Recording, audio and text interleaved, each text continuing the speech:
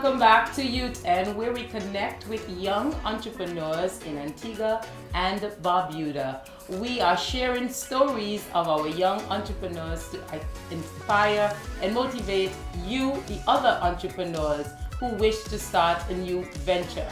I am Dr. Renee Phillip, owner of Business Cove Learning Academy, and today we have Miss Ashley Ashterman, owner and manager of Les Petite Sweets. Hi, Ashley. Hi, Miss Phillip. How are you? I'm good, thank you. I'm really interested in learning more about your business. And tell us what it is that Les Petite Sweets is about. So Les Petite Sweets is a bakery, it's a small bakery, and we feature items from brownies, donuts, cinnamon rolls. We even do savory items such as sausage rolls, patties, chicken.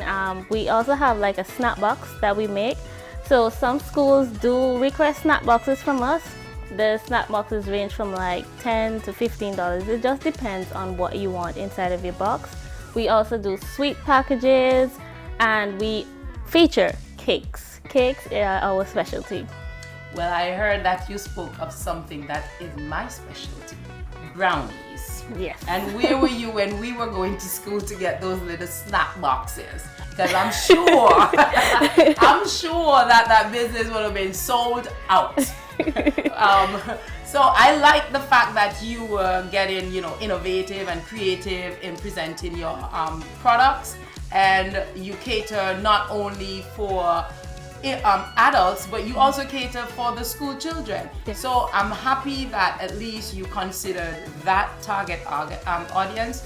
And the good thing about that is that in school, you always want something to munch on. So those little munchies are really fantastic to have at hand. Tell us, what are some of the difficulties that you encountered while you started this business venture?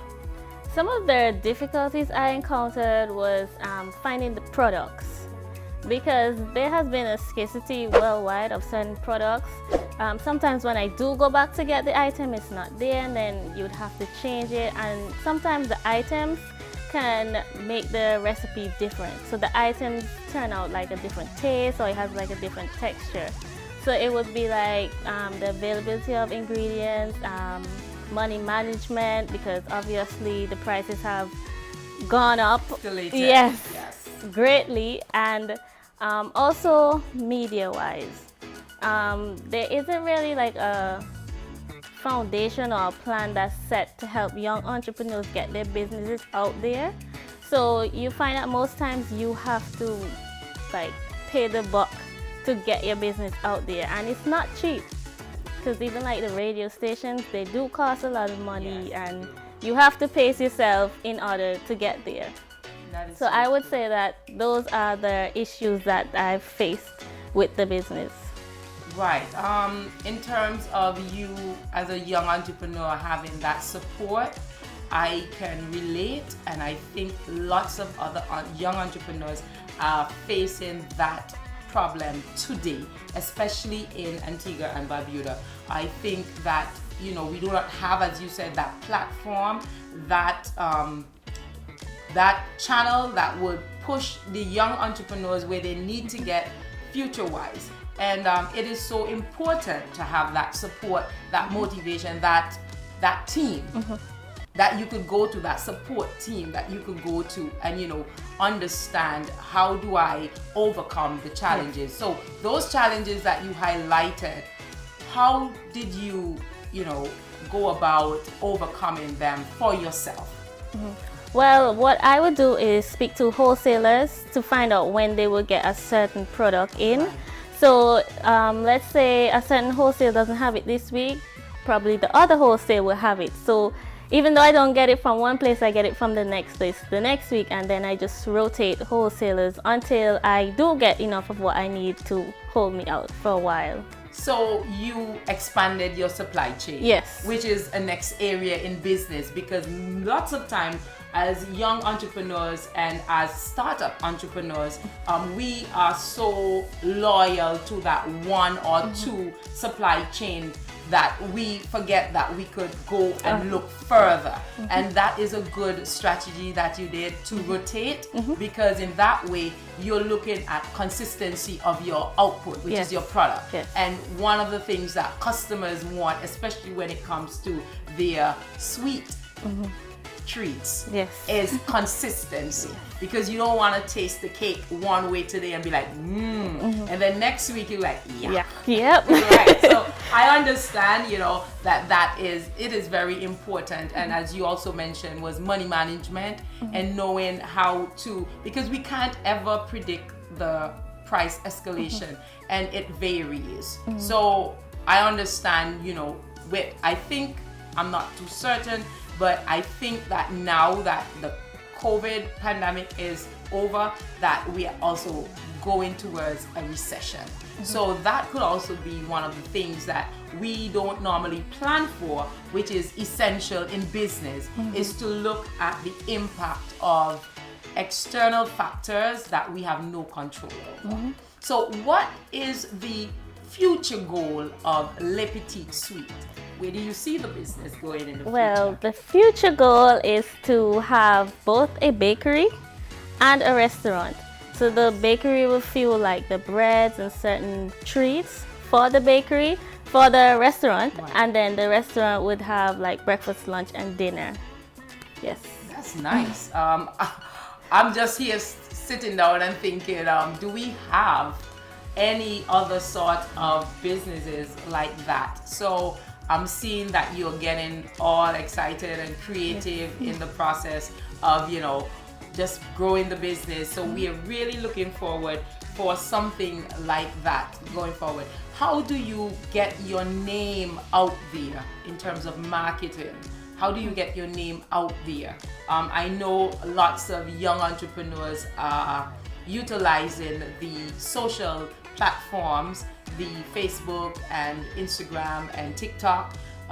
I'm not certain if you are familiar with those, but how do you get your name out there outside of the social media platform? Well, I do go to shipping companies. I leave business cards and flyers, and I also have Facebook and Instagram and WhatsApp as well, where I share my content. On Facebook and Instagram, I post ads and they run for a month. So you can accumulate like an audience of 5,000 within a month. And then your name gets out there, and then more and more people come into where the bakery is and be like, I saw your ad on Facebook or Instagram. So that's how I get my business out there. That's really, really good. The fact that you did not stay with just one marketing media, that you decided to incorporate and utilize all the strategies that you are knowledgeable about, that is really good for the business.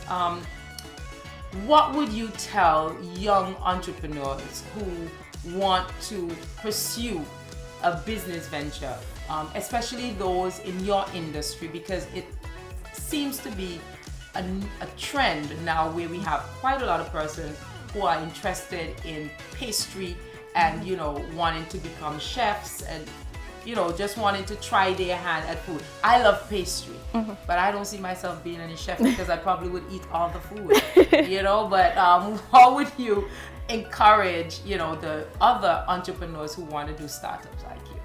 Well, how I would encourage other entrepreneurs, I would say you have to be disciplined in both tasting, trying your ingredients, and also putting out the work, because you have to be consistent. You have to make sure everything is to the tip top, and you have to be unique. If you're not unique, you just fall into a category with the rest. You have to do things that stand out, and you have to keep at it, and you have to keep progressing. You can't start today baking cakes and then you stay at baking cakes. You always have to expand what you're doing. I like the idea, and I like the point that you made about being creative, wanting to try different things, looking for new and innovative ways to expand and grow the business, because we are so familiar with businesses, but we always ask, why should I choose your business and not someone else's business? And what is going to set us apart is the fact that we are unique and we strive to maintain that uniqueness because our brand is important. How do you give back? How do you see yourself giving back to your community? What are some of the ways in which you give back to your community? Okay, so normally I do like a flash sale every 3 months, and 10% of the profits from the month would go towards buying groceries or school supplies for children, and we provide Pampers and wipes for different persons or families in need. That's awesome. A lot of persons don't consider that aspect of their business, and what you just explained, it is so important because those same persons are the ones who will support your business. Knowing that you selected a niche audience to give back to, that is really, really commendable. And I like that. What would you think about doing classes for, just to teach other young entrepreneurs who are out there who want to learn your skills, something about your skills? Would you consider doing something like that? Yes, actually I do have that in the plans for next year to host classes. It will be like an 8-week class, and you can learn the basics of pastry. That's nice. I was just pulling it off of but I'm happy that you said that is in your plan. So you do plan, which is important for business as well. Looking back, if you had the opportunity to get school in an entrepreneurial setting from a school approach, what would you decide on doing there? What would your choice be?